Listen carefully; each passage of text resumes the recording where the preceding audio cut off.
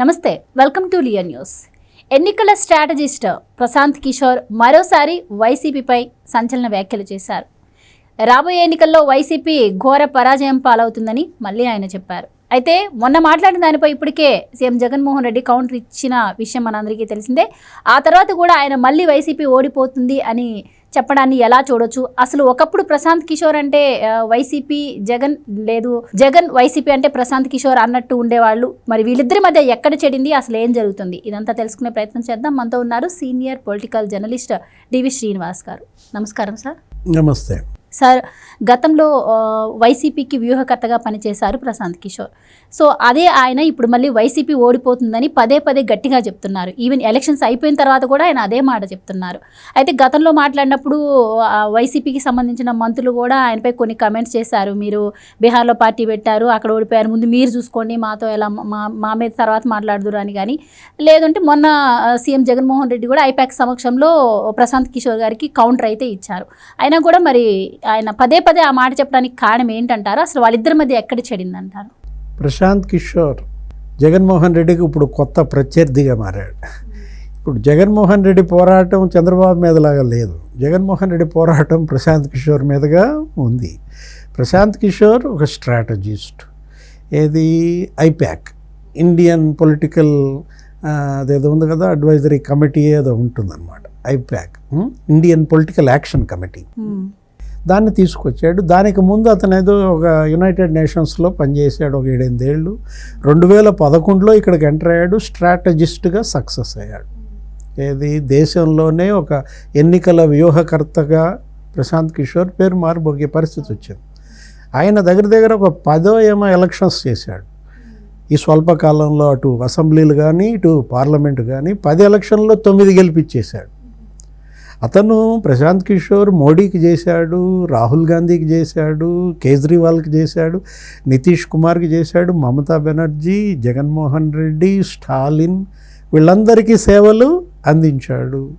అతను పట్టిందల్లా బంగారమో కాదో కానీ అతను ఎవరు గెలుస్తారో ఆ గెలిచే వాళ్ళనే తన క్లయింట్స్గా ఎంపిక చేసుకునే టాక్టిక్స్ ఉంది. ఇప్పుడు ఇక్కడ చంద్రబాబు గెలుస్తున్నాడు అనుకో, చంద్రబాబుని తన క్లయింట్గా ఎంపిక ఆయన చేసుకునే టాక్టిక్స్ అన్నమాట. ఇప్పుడు మామూలుగా పార్టీలు కన్సల్టెన్సీలను సెలెక్ట్ చేసుకుంటాయి. అది దాటిపోయాడు ప్రశాంత్ కిషోర్. తన కన్సల్టెన్సీ సేవలు ఎవరికి ఇవ్వాలో అతను ఎంపిక చేసుకుంటాడు. అంటే ఏంటి, ఈ రాష్ట్రంలో వీళ్ళు గెలిచే అవకాశం ఉంది కాబట్టి గెలుపు గుర్రం మీద అతను అంచనాలు తయారు చేసి వాళ్ళకి కన్సల్టెన్సీగా మీరే నేను ఇస్తాను, మీరు నా ఫీజు ఇంత, ఇట్లా మాట్లాడతారు. ఐపాక్ అనేది ఒక సెన్సేషన్ ఇండియన్ పాలిటిక్స్లో. ఇండియన్ పాలిటిక్స్కి పట్టిన దరిద్రం కూడా. ఏది ఒక రకంగా చెప్పాలంటే ఒక మంచిగా ప్రశాంతంగా ఒక చక్కటి సెలయేరులాగా సాగుతున్నటువంటి భారత రాజకీయ ప్రవాహంలో ఇదొక సునామీ. ఏది ఐపాక్. ఎట్లా వీళ్ళు ఏం చేస్తారు, వీళ్ళు ఒక 4,000 మంది ఉంటారు.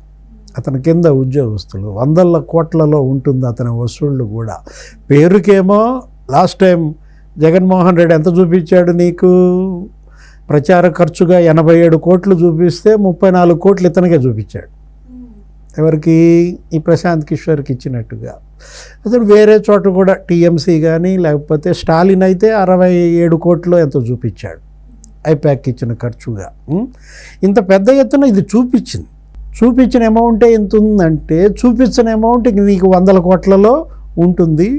ఇక మొత్తానికి పండిపోయాడు ప్రశాంత్ కిషోర్. ఇప్పుడు 4,000 మంది అని చెప్పాను కదా, బీహార్ నుంచే దించుతాడు వీళ్ళందరినీ కూడా. వీళ్ళందరూ ఏం చేస్తారు, ఈ రాష్ట్రంలో పనిచేయాలనుకుంటే ముందు ఇక్కడ అన్ని నియోజకవర్గాల్లో పరిశీలిస్తారు. ప్రజల భావజాలం, తర్వాత భావోద్వేగాలను గుర్తిస్తారు, రెచ్చగొట్టే అంశాలను గమనిస్తారు, ఉద్రిక్తతలు పెంచుతారు. రెచ్చగొట్టి ఉద్రిక్తతలు పెంచి ఓట్ బ్యాంక్ ప్రత్యర్థి పార్టీకి దూరం చేస్తారు. తాము ఎవరికైతే సేవలు అందిస్తున్నారో, తమను ఎవరైతే హైర్ చేసుకున్నారో ఆ పార్టీకి ఆ ఓట్ బ్యాంక్ని మళ్ళిస్తారు. ఇది ఒక 4 దశల్లో జరుగుతుంది. ఏది మన ప్రశాంత్ కిషోర్ ఐపాక్ ఈ దుష్ట నీతి అంటావా, ఇప్పుడు నేను చెప్పిన ప్రకారం ఒక 4 దశల్లో వాళ్ళు ఇంప్లిమెంట్ చేస్తారు. 4,000 మంది నిష్ణాతులు దీనిలో పండిపోయారు. భారత రాజకీయానికి పట్టిన దరిద్రం అన్నాగా. ఏది ప్రజల సమస్యలేంటి, ఆ ప్రాంతంలో ఏం కావాలి, ప్రాజెక్టులు ఏం కట్టాలి, పేదల ఇళ్ళు నిర్మించాలా, అక్కడ పేదరిక నిర్మూలన, ఇది గతంలో జరిగే వ్యూహకర్తల యొక్క ఆలోచన విధానం. ఇప్పుడు ఈ ప్రశాంత్ కిషోర్ తెచ్చినటువంటి ఈ పిశాచ ఈ వ్యూహాలు ఇవన్నమాట.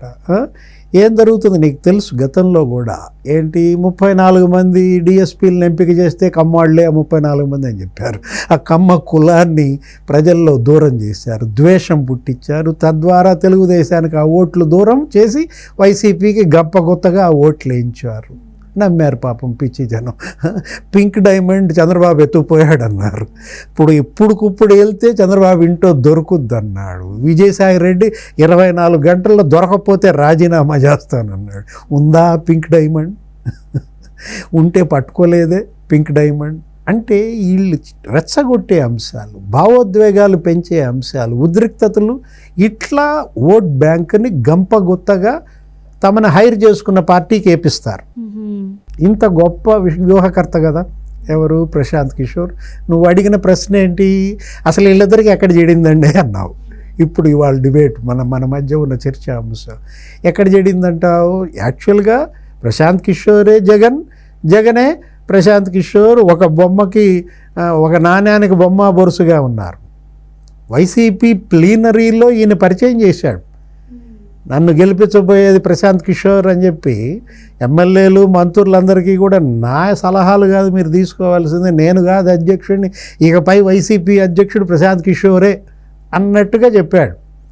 ఏదన్నా మీకు సమస్యలు ఉన్నా, ఏదన్నా మీతో మాట్లాడాలన్నా డైరెక్ట్గా మీరు ప్రశాంత్ కిషోర్ మీతో లైన్లోకి వస్తాడు, మీరు మాట్లాడుకోండి, ఆ నియోజకవర్గంలో ఎలా గెలవాలి అనే వ్యూహాలు అతను ఇస్తాడని అంత స్థానం ఇచ్చాడు జగన్మోహన్ రెడ్డి. ఎవరికి? ప్రశాంత్ కిషోర్కి. అసలు వీళ్ళిద్దరూ మొగుడు పెళ్ళాం ప్రశాంత్ కిషోర్ ఇంటికి వెళ్ళారు. అక్కడెక్కడో లక్నోలో ప్రశాంత్ కిషోర్ కో ఫౌండర్ శిష్యుడు ఎవరో ఉన్నాడు, రిషి రాజా, ఇప్పుడు ఐపాక్ రిషి కుమార్, రిషి రాజా ఎవడో ఉన్నాడు, అతని పెళ్ళికి కూడా వెళ్ళారు. ఎవరు? జగన్మోహన్ రెడ్డి దంపతులు సీఎంగా. ఎక్కడ? లక్నోలో పెళ్లి జరిగితే అక్కడ ప్రశాంత్ కిషోర్, ఆయన భార్య, ఆయన పిల్లాడితో కూడా చక్కగా ఆడుకున్నాడు జగన్మోహన్ రెడ్డి. జగన్మోహన్ రెడ్డి ఎవరితో అయినా ఆడుకున్నాడంటే ఇక అంతే, ఏది కొంప ముంచినట్టే అన్నమాట. అక్కడ పెళ్ళికి వెళ్ళి ఐపాక్ కబ్జానా, అన్ని కబ్జా చేస్తాడు. జగన్మోహన్ రెడ్డి కన్ను పడిందంటే కబ్జానే. జగన్మోహన్ రెడ్డే కాదు, వాళ్ళ నాన్న, వైసీపీ, ఈ ఇళ్ళ యొక్క పేటెంటే అదనమాట. భూమి మీద కన్ను పడిందంటే కబ్జా, మైన్ మీద కన్ను పడిందంటే కబ్జా, మీడియా మీద కన్ను పడిందంటే కబ్జా.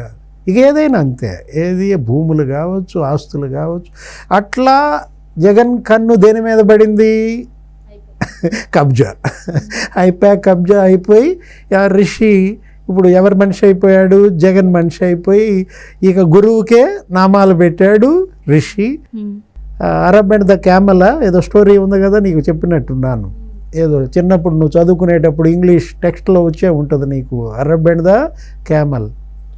ఆ ఒంటని అరబ్బు ఏం చేస్తాడు, అదేదో బయట పాపం బాగా చలిగా ఉంది లోపలికి వస్తానంటే కొంచెం తలకాయ పెట్టుకోమంటాడు, తల పెట్టుద్ది. అబ్బా మరి నాకు నడువు అంతా చలిగా ఉందంటే నడుము కూడా పెట్టుకోమంటాడు, కాళ్ళకి చలి కొడుతుందంటే కాళ్ళు కూడా పెట్టుకోమంటాడు. అది ఒక తన్నుదంతది అరబ్ వెళ్ళి డేరా బయట పడతాడు. సేమ్ ఇక్కడ అరబ్ ఎవరు? ప్రశాంత్ కిషోరా? క్యామెల్ ఎవరు? వైసీపీయా, జగన్మోహన్ రెడ్డా, రిషా?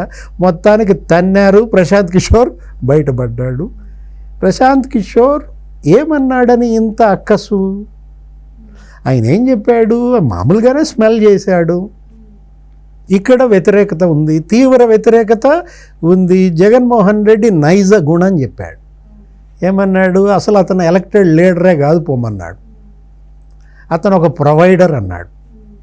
తనను తాను ఎలక్టెడ్ లీడర్ అనే స్పృహను కోల్పోయి తానేదో దైవాంశ సంభూతుడిగా, ఏదో ఒక రాజుగా, తాను ఇచ్చే స్థానంలో ఉన్నట్టు, జనమేమో పుచ్చుకునే స్థానంలో ఉన్నట్టు, ఏం కావాలి నరుడా నీ కోరిక అన్నట్టుగా, ఇతనేంటి వరాలు ఇచ్చే స్థాయిలో ఉన్నట్టుగా, భిక్షం వేసే స్థాయిలో ఉన్న వాళ్ళు భిక్షం తీసుకుంటున్నట్లు, ఈ కింగ్డమ్ ఈ రాజరికపు పోకడల్లో జగన్మోహన్ రెడ్డి వెళ్తున్నాడు అనేది ఒక వాస్తవం. దాన్ని చెప్పాడు ఎవరు? ప్రశాంత్ కిషోర్. యథార్థవాది, లోక విరోధ, వైసీపీ విరోధ, జగన్ విరోధ. ఇప్పుడు వాస్తవం చెప్పినందుకు వీళ్ళంతా ఏం చేస్తున్నారు? ప్రశాంత్ కిషోర్ మీద ధ్వజమెత్తారు. జగన్మోహన్ రెడ్డి ఓడిపోవటం వాస్తవం, కూటమి ప్రభంజనం వాస్తవం. కూటమి గెలుస్తోంది కాబట్టి ప్రశాంత్ కిషోర్ కూడా గెలిచే వాళ్ళకే సేవలు అందించడం వాస్తవం. ఇప్పుడు ఇందులో తప్పే ఉంది? బొత్స సత్యనారాయణ ఏమంటాడు? అతను డబ్బులు ఎవరికి ఇస్తే వాళ్ళ భజన చేస్తాడంటాడు. ఇప్పుడు దాకా మీరు ఇచ్చారని మీ భజన చేశాడా? అతను భజన కోసమే కదా మీరు డబ్బులు ఇచ్చింది, ఇన్నాళ్ళు అతన్ని మేపింది. ఇప్పుడు ప్రశాంత్ కిషోర్కి చెడింది ఎందుకు? జగన్మోహన్ రెడ్డి ప్రశాంత్ కిషోర్ అంత స్నేహంగా ఉండేవాళ్ళు. వాళ్ళ ఇంట్లో పెళ్ళికి వీళ్ళు వెళ్ళారు, వీళ్ళింట్లో పెళ్ళికి వాళ్ళు వచ్చారు. వీళ్ళే వాళ్ళు, వాళ్ళే వీళ్ళుగా ఉన్న వీళ్ళు ఎందుకు విడిపోయారంటే నువ్వు అడిగితే నేనేం చెప్తా? జగన్మోహన్ రెడ్డి చెప్పాలి, ప్రశాంత్ కిషోర్ నోరు తెరిచి అసలు విషయం బయట పెట్టాలి. ఐప్యాక్, జగన్మోహన్ రెడ్డి, ప్రశాంత్ కిషోర్, రిషి, గూడు పుఠారి ఏంటో బయట పెట్టాలి. ఎందుకు తేడా వచ్చిందో చెప్పాలి. Right sir, thank you so much. నమస్తే.